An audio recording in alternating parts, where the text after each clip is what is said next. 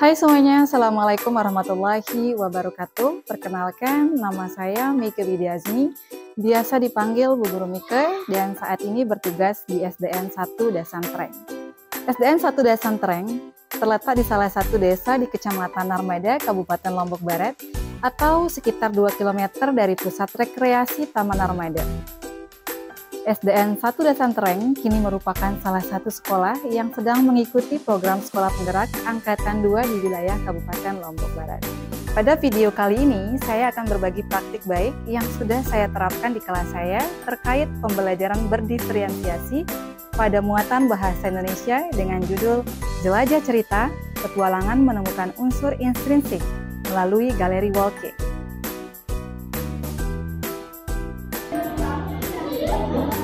Tahun pertama dari program Sekolah Penggerak, terdapat 2 kelas yang memulai penerapan kurikulum merdeka, yaitu kelas 1 dan kelas 4, yang kemudian diikuti oleh kelas lainnya secara bertahap. Saya mengajar di kelas 5 dan sudah menggunakan kurikulum merdeka. Sedikit yang saya ketahui di awal penerapan kurikulum merdeka, yaitu pembelajaran yang berpusat pada peserta didik, sehingga terciptalah Merdeka. Meskipun pemahaman masih minim tentang kurikulum merdeka, saya mencoba menyusun rencana pembelajaran yang tepat untuk siswa saya. Saat itu, pemahaman saya mengenai pembelajaran yang berpusat pada peserta didik, yaitu di mana kegiatan pembelajaran lebih didominasi dengan kegiatan praktik atau proyek yang dilakukan dengan kerja tim atau kelompok melalui diskusi yang kemudian hasilnya disampaikan melalui kegiatan. Saat pertama kali mengajar di kelas 5, ada banyak sekali situasi yang saya temukan selama proses pembelajaran berlangsung, baik dari awal bahkan hingga akhir pembelajaran,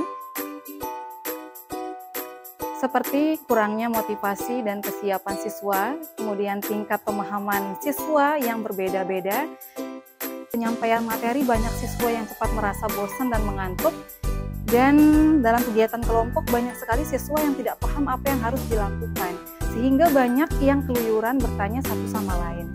Kurangnya kerjasama antar kelompok misalnya, ada beberapa yang diam bahkan terlihat satu orang saja yang bekerja. Kemudian kurangnya keberanian juga ada dalam bertanya, berpendapat, dan saat menyampaikan hasil diskusi karena minimnya literasi. Saya ingin menebalkan bahwasanya hal-hal yang saya sebutkan tadi tidaklah satu-satunya sumber yang menyebabkan kegiatan pembelajaran menjadi pasif dan tidak menyenangkan. Namun sumbernya juga berasal dari saya sendiri. Kondisi ini membuat saya berpikir bagaimana cara saya mewujudkan pembelajaran yang aktif, menarik, dan menyenangkan di kelas saya. Untuk menjawab pertanyaan itu, saya mencoba untuk mencari referensi dari berbagai sumber seperti salah satunya yaitu situs PMM yang sudah disediakan pemerintah, kemudian mengembangkan pengetahuan mengenai kurikulum merdeka, serta berkolaborasi bersama rekan sejawat dan kepala sekolah melalui komunitas belajar sekolah. Dan alhamdulillah jawaban yang saya dapatkan yaitu dengan teknik pembelajaran berdiferensiasi. Namun ternyata ada beberapa tantangan yang saya hadapi dalam melaksanakan pembelajaran berdiferensiasi, seperti waktu dan persiapan dalam merencanakan dan menyusun pembelajaran yang berbeda untuk setiap murid yang membutuhkan waktu lebih lama dan tentunya persiapan yang lebih intensif. Kemudian yang selanjutnya ada bagaimana saya bisa memanajemen kelas dalam memfasilitasi pembelajaran yang berbeda untuk setiap murid dalam satu kelas itu. Kemudian selanjutnya yang ketiga ada bagaimana cara saya memberikan evaluasi atau penilaian yang tepat dalam mengukur kemajuan siswa saya dengan cara yang adil dan akurat. Kemudian selanjutnya ada bagaimana juga cara saya mengimplementasikan pembelajaran berdiferensiasi yang membutuhkan pengetahuan dan keterampilan khusus. Dan yang terakhir tentunya adanya kesenjangan pengetahuan dan keterampilan siswa dengan tingkat yang berbeda-beda dalam satu kelas. Namun tantangan bukanlah sebuah hambatan atau halangan untuk belajar dan tumbuh. Jadi dalam melaksanakan aksi nyata saya terkait pembelajaran berdiferensiasi ini, saya melibatkan siswa dan rekan sejawat serta kepala sekolah. Adapun langkah-langkah yang saya dapatkan setelah berkolaborasi dengan rekan sejawat dan juga kepala sekolah, yaitu yang pertama diawali dengan tahap perencanaan, di mana yang saya lakukan adalah membuka referensi terkait pembelajaran yang akan saya lakukan di kelas saya di berbagai sumber seperti salah satunya di PMM, kemudian mencoba menyusun RPP atau modul ajar. dengan menyederhanakan tujuan pembelajaran berdasarkan karakter dan kebutuhan belajar siswa saya. Dan yang terakhir tentunya saya menggunakan asesmen diagnostik awal untuk melihat kesiapan belajar siswa saya. Kemudian selanjutnya ada tahap pelaksanaan. Dalam tahap ini saya menerapkan satu persatu langkah pembelajaran yang ada pada FPP atau modul ajar yang saya buat. Dimulai dari pertama, mengelompokkan siswa saya berdasarkan kesiapan belajarnya masing-masing dan terbentuklah 3 kelompok saat itu. Pada kegiatan inti, saya menyampaikan materi kepada siswa saya secara audio-visual, yaitu melalui PowerPoint, yang kemudian setelahnya siswa saya mendengarkan contoh cerita fabel yang saya bacakan terkait materi yang dipelajari.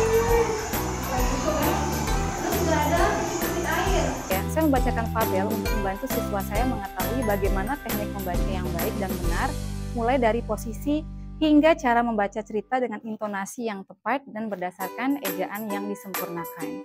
Kemudian selanjutnya setelah itu, cerita fabel yang saya bacakan tadi mengandung unsur intrinsik yang akan diidentifikasi oleh siswa. Setelah selesai, saya menempelkan kertas karton berisi cerita yang sudah saya bacakan di papan tulis.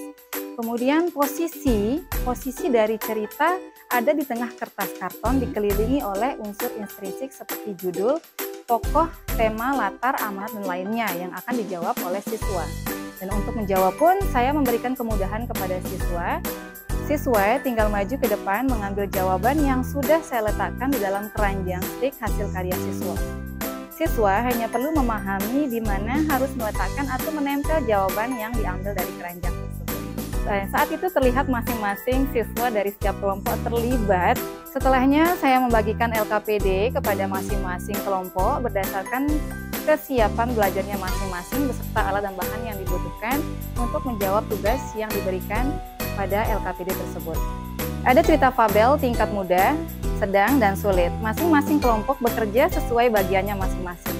Untuk kelompok yang mendapatkan cerita fabel tingkat mudah diminta mencari judul, tokoh, dan sifat tokoh. Tingkat sedang mencari latar dan tema, sedangkan tingkat sulit mencari alur dan amanat. Masing-masing kelompok hanya mendapatkan beberapa pertanyaan, yang artinya harus mencari pertanyaan lain. Lalu di manakah mereka dapat mencari pertanyaan yang kurang?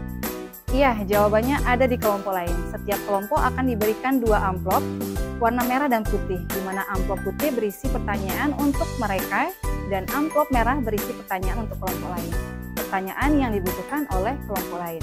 Dan setelah selesai, masing-masing kelompok akan menyampaikan hasil kerjanya menggunakan teknik gallery walking, di mana masing-masing kelompok akan menempelkan hasil diskusinya di tembok atau dinding kelas. Ini juga saya samakan dengan teknik jual beli, di mana sebagian siswa menunggu stand atau lokasi di mana ia menempel hasil kerjanya, dan sebagian lagi berkeliling mencari pertanyaan yang dibutuhkan oleh kelompoknya. Hal ini berlaku bagi semua kelompok, artinya masing-masing siswa, masing-masing kelompok membutuhkan satu sama lain. Semua siswa, semua kelompok akan belajar berkomunikasi untuk mendapatkan apa yang dibutuhkan.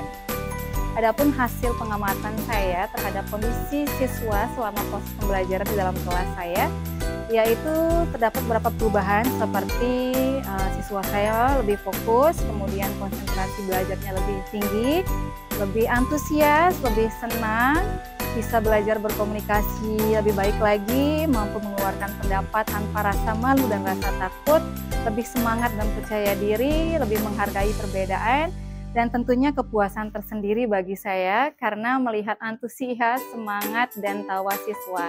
Saya berpikir saya berhasil menciptakan pembelajaran yang aktif, menarik, dan menyenangkan. Keberhasilan ini juga dilihat dari testimoni kepala sekolah, guru, dan siswa sebagai berikut. Saya Ibu Nur Aini, Kepala SDN 1 Dasantreng.